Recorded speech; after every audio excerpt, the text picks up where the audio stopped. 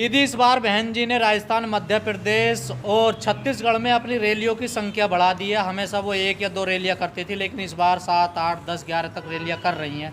तो इसके मायने क्या समझे जाए? बहन जी एक्टिव हो गई हैं दोबारा से चुनाव में? देखिए, ये देख के तो बड़ी खुशी हो रही है, क्योंकि जो हम सब लोग चाहते थे, जो सामाजिक कार्यकर्ता है, जमीनी कार्यकर्ता चाहता था, वो बहन जी कर रही हैं। और इसके लिए समाज को बधाई कि बहन जी कम से कम अब उस बात को समझ रही हैं, जिस बात को छोटे छोटे कार्यकर्ता तक और गांव लेवल के जो वोटर हैं वो भी इस बात को कहने लगे थे कि बहन जी को निकलना चाहिए, क्योंकि बहन जी से समाज को बहुत ज़्यादा उम्मीदें हैं। जो बहन जी ने समाज के लिए किया, वो चाहता है समाज की आगे भी हो, उसकी इच्छा है कि इससे ज़्यादा हो, क्योंकि समाज ने जो पाया है वो एक अलग तरह का स्वाभिमान, उसके अंदर एक क्रेज है बसपा के लिए, बहन जी के लिए। क्योंकि बहन जी ने केवल उसको उसका वोट लेकर के उसे ठगा नहीं, उसको स्वाभिमान दिया, उसको सत्ता में आने का वो सुख दिया, उसको वो स्पेस दिया कि उसको लगा कि मैं चप्पल सिलने वाला भी, जूता बनाने वाला भी, रिक्शा चलाने वाला भी नेता बन सकता है।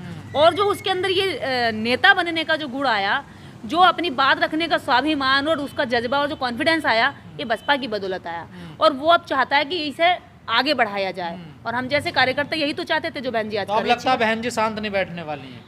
हम तो चाहते बहन जी शांत ना बैठे। बहन जी अभी एक्टिव हैं। जब 72 साल के नरेंद्र मोदी जो है संडे मंडे हर दिन काम कर सकते हैं, तो बहन जी भी काम कर सकती है। बहन जी अभी स्वस्थ हैं, बीमार नहीं है, अच्छी हैं और सोचती हैं, चिंतन करती हैं। वो आज भी इस उम्र में भी उनके अंदर चिंतन है, उनके अंदर विचार है, उनके अंदर करने का जज्बा है। तो ये हमारे लिए तो खुशी की बात है। मध्य प्रदेश जैसी जगह पर तमाम रैलियां करना, क्या लगता है आपको इस बार सरकार में हिस्सेदारी चाहती हैं बहन जी? देखिए, बहन जी हिस्सेदारी चाहती हैं, तभी शायद वो वहाँ पर हैं। और हिस्सेदारी के लिए ही व्यक्ति झटपटाता है, जब नहीं चाहिए होती है तो आराम करता है। और हम तो एक चीज़ और जोड़ना चाहेंगे इसमें कि बहन जी जो ये ज़मीन पर खुद उतरी हैं, अब अपने कार्यकर्ता और जो पदाधिकारी हैं बूथ लेवल तक की काम करने की ज़रूरत है। क्योंकि जब बीजेपी कर सकती है कि भैया मेरा बूथ सबसे मजबूत, तो बसपा क्यों नहीं कर सकती है? आज हमारी रैली में कितने लोग आ रहे हैं, इससे तय नहीं हो रहा कि हमें वोट कितना मिलेगा। रैलियों में तो बहुत सारे लोगों की रैलियों में बहुत सारे लोग आते हैं। आपने देखा होगा जब विधानसभा चुनाव यूपी में थे, तो अखिलेश यादव की रैली में ज़्यादा लोग आते थे, लेकिन जीत कौन गई? बीजेपी जीत गई। तो कारण क्या है कि जो बहन जी का जो कट्टर वोटर है, उसके साथ होता क्या धोखा होता है। उसका वोटर वो वोट भी देना चाहता है, वो रैली में भी आना चाहता है, वो बहन जी को सीएम पीएम भी देखना चाहता है, लेकिन वोटर लिस्ट में पूरी लिस्टें गायब कर देते हैं, पूरे मोहल्ले के लिस्ट नाम गायब हो जाते हैं, पूरे गांव के नाम गायब हो जाते हैं। तो मेरा बूथ और सबसे मजबूत का मतलब यही है कि बूथ लेवल के कार्यकर्ता वोटर पे काम करें, एक एक वोट पर काम करें, और वही वोटर आपको सत्ता में लाएगा। तो रैलियां जितनी हो रही हैं, उससे ज़्यादा ज़रूरत है कि ग्राउंड का काम किया जाए। लेकिन मध्य प्रदेश, राजस्थान, छत्तीसगढ़ में तो कांग्रेस बीजेपी की टक्कर है, तो आपको क्या लगता है बीएसपी का भी होना जरूरी है? देखिए, कांग्रेस बीजेपी की टक्कर तो इस देश के अंदर हमेशा रहेगी। तो इसका मतलब ये है कि जो बहुजनों की पार्टी वो दम तोड़ दें। बहुजनों को नहीं क्या उद्धार नहीं कर सकती? अगर कांग्रेस बीजेपी बहुजनों को उद्धार कर रही होती तो माननीय कांशीराम साहब क्यों बसपा बनाते? बाबा साहब डॉक्टर अम्बेडकर रिपब्लिकन पार्टी क्यों बनाते? कांग्रेस तो तब भी थी जब बाबा साहब ने अपनी पार्टी बनाई, उससे चुनाव लड़ा और बाबा साहब के खिलाफ चुनाव में उनके ही दूध वाले को उतार करके उन्हें हराने का काम किया। तो अगर कांग्रेस अम्बेडकराइट विचारधारा या बाबा साहब की हितैषी होती, या उनके समाज की या उनके उद्देश्य की हितैषी होती, या उनके विचारों का सम्मान कर रही होती, तो बाबा साहब को लड़ना ही नहीं पड़ता, बहुत आसानी से सब कुछ हो गया होता। आज बाबा साहब को अगर किसी बदनामी का शिकार होना पड़ रहा है या उनके काम को दबाने का कोई षड्यंत्र रचा है, तो वो सबसे पहले कांग्रेस ने ही रचा, बीजेपी बाद में आई है। पर कांग्रेस तो अब कह रही है ना, देखिए राहुल गांधी हिस्सेदारी देंगे सबको। देखिए, कहने से और करने से दोनों में अंतर होता है। मैं आज फिर कह रही हूँ कि कांग्रेस और बीजेपी दोनों ही दलित विरोधी हैं, दोनों ही महिला विरोधी हैं, दोनों ही मनु के शास्त्रों को, मनु के विचार को मानने वाले, मुख्य सीट पर बैठने वाले लोगों की पार्टी है। चाहे आप कांग्रेस में चले जाएं, चाहे आप बीजेपी में चले जाएं। अभी जब आप कांग्रेस का हो चाहे बीजेपी का हो, जब आप सत्ता की बात करेंगे, बीजेपी की बात करेंगे, तो कांग्रेस वाले बड़े खुश होंगे कि आप बीजेपी को बुरा कह रहे हैं, और जब आप कांग्रेस को बुरा कहेंगे तो बीजेपी वाले खुश होंगे कि आप उसको कह रहे हैं। मतलब एक दूसरे के प्रतिरोध आप कहेंगे। लेकिन जब आप कहेंगे हमारे अधिकार कहाँ हैं, तो ना कांग्रेस आपको बर्दाश्त करेगी, ना आपको बीजेपी बर्दाश्त करेगी। जब आप कहेंगे हमारा शोषण क्यों हुआ धर्म के आधार पर, जब आप कहेंगे इस ब्राह्मणी व्यवस्था के खिलाफ हमारा शोषण क्यों हुआ, ये व्यवस्था में हम सताए गए थे, तभी तो बाबा साहब को ही काम करना पड़ा, मेहनत करनी पड़ी, अपमान झेलना पड़ा। बहन कुमारी मायावती जी को खुद अपमान झेलना पड़ा। उनको क्या क्या नहीं कहा गया समाज ने कि देखो एक चमारी जो है सीएम की कुर्सी पे बैठ गई, जिसको हम जूतों के नीचे रखते थे, जो हमारे खेतों में घास काटती थी। ऐसे ऐसे कयास, ऐसी ऐसी बातें और खुले में कही गई ये बातें आज भी कहते हैं। तो ये सब क्या था, जब ये व्यवस्था थी तभी तो बहन जी को लड़ना पड़ा। वरना बहन जी को कह रहे हैं ना, नई कांग्रेस है ना। कांग्रेस का नाम, कांग्रेस में क्या नयापन आया है मुझे ये समझ में नहीं आता। कांग्रेस में कभी कुछ भी नयापन नहीं आ सकता, क्योंकि उम्मीद उनसे की जा सकती है जिनके अंदर समानता का विचार हो। समानता का विचार वाले तो उनके भाई साहब जो शीर्ष पर बैठे हुए लोग हैं ना, वो समानता से तो इतने घबराते, इतने डरते हैं जैसे कि चूहा चूहे मार दवाई से डरता है। तो ये समानता से बहुत घबराने वाले लोग हैं। मध्य प्रदेश, राजस्थान या छत्तीसगढ़, तेलंगाना, बसपा को क्यों वोट दें वहाँ दलित? देखिए, बसपा को वोट देने का उनके पास एक पुराना एग्जाम्पल लिया जा सकता है, क्योंकि मध्य प्रदेश में बसपा की सरकार बनते बनते रह गई।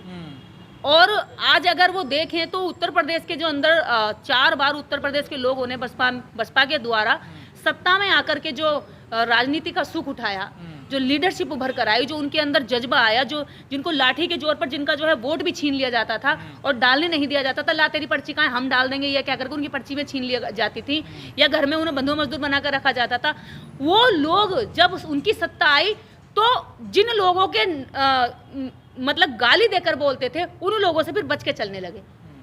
देखिए, कॉन्फिडेंस हाई होता है। भले ही एक गरीब व्यक्ति, एक आम व्यक्ति, उसका वो सत्ता में नहीं है, वो एमपी भी नहीं है, एमएलए भी नहीं है, मुख्यमंत्री भी नहीं है, लेकिन उसे एक डर था, दुश्मन के मन में एक डर था कि इनकी जाति का या इनके वर्ग का या दलित समाज की एक महिला मुख्यमंत्री बन के बैठी, इनको हाथ लगाने से पहले कई बार सोचना पड़ेगा। तो ये जो कॉन्फिडेंस उत्तर प्रदेश के लोगों ने उठाया, यही कॉन्फिडेंस, यही जज्बा, ये हिम्मत पाने के लिए झटपटाया तो मध्य प्रदेश के लोगों के हाथों में भी है, उनके भी मन में हमारी लगातार बात चल रही है, खूब कोशिश कर रहे हैं लोग। जो मुख्य मीडिया है वो बीजेपी कांग्रेस का पाला खेल रही है, लेकिन वहाँ की आम जनता बात करती है बीएसपी की, और फिर उठ करके नीचे से एक मुद्दा और आता है कि हाँ, बीएसपी भी टक्कर में है।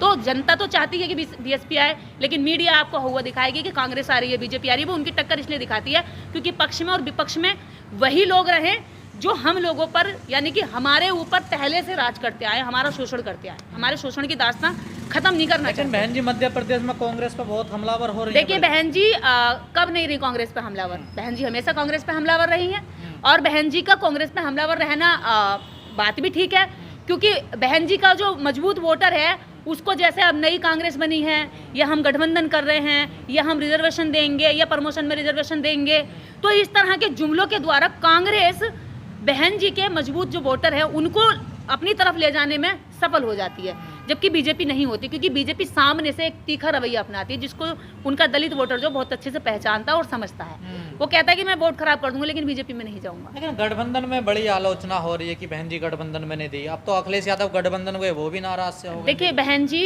मैंने आपने पहले भी एक बार इंटरव्यू लिया था इस विषय पे, मैंने तब भी कहा था कि एंड टाइम पर बहन जी कौन सा गेम पलटेंगी ये बहन जी ही जानती हैं, और बहन जी ने नहीं किया तो बहन जी ने भले ही वो दूरदर्शिता के मद्देनजर रखते हुए सोच लिया था कि क्या होने वाला है। बहन जी नहीं गई, लेकिन ये लोग गए। उसके बाद आपने देखा कि ये लोग भले ही एक जगह बैठे राजनीतिक लालच के लिए, लेकिन इनके अंदर अंडरस्टैंडिंग नहीं थी। कोई कहीं बिखर गया, कोई किसी की आलोचना कर रहा है, कोई किसी की बुराई कर रहा है। जो ऊंची जाति के लोग हैं वो नीचे सीएम तक रहने वाले अखिलेश यादव जी को बुरा बोल रहे हैं, उनकी आलोचना कर रहे हैं और कह रहे हो कि उनकी कोई वैल्यू नहीं है हमारी नज़र में। तो ये सब चीज़ें क्या दिखाती है? बहन जी को अपनी वैल्यू, अपना स्टेटस, और बहन जी को अपने समाज और अपने सम्मान की भी बराबर चिंता है, वो उसको भी मेंटेन करती है। समाज की चिंता करती हैं, उसके सम्मान की। देखिए, जहां बहन जी का अपमान होगा वहां हमारा अपमान है, ठीक है।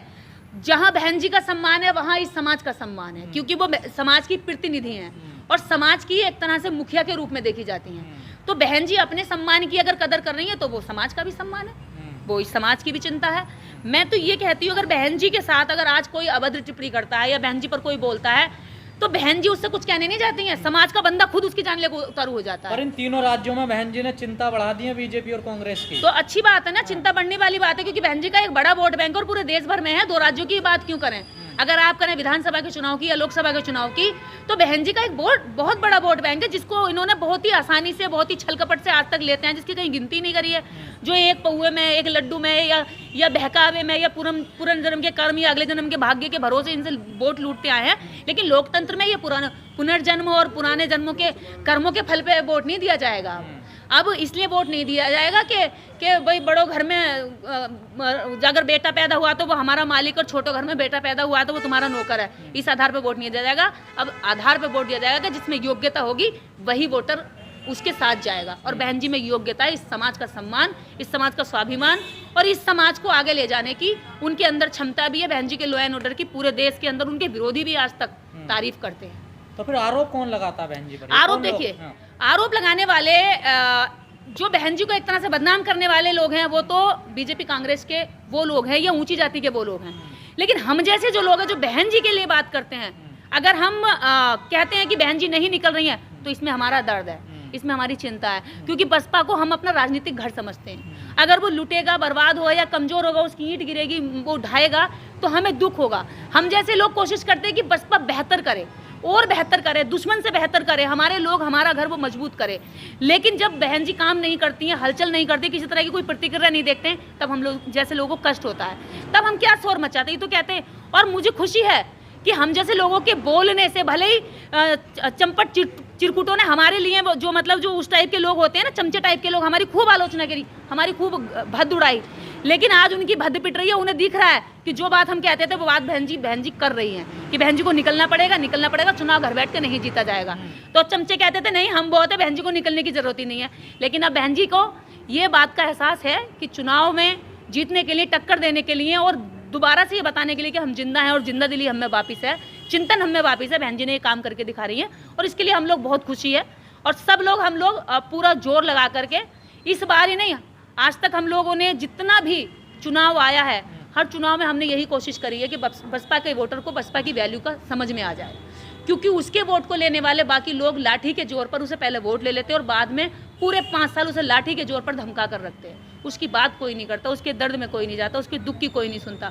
लेकिन बसपा में जब ये अपनी सत्ता में आएंगे, बाबा साहब ने भी कहा था कि सभी तालों की चाबी जो है राजनीति से होती है, सभी समस्याओं का जो समाधान होगा तुम्हारा राजनीति से हो सकता है, लेकिन उसकी सामाजिक जो गति है वो रुकनी नहीं चाहिए।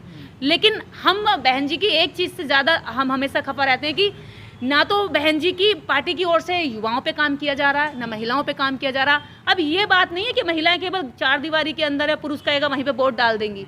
महिलाएं अब अपने आप से भी डिसीजन लेती हैं वोट कहाँ डालना है।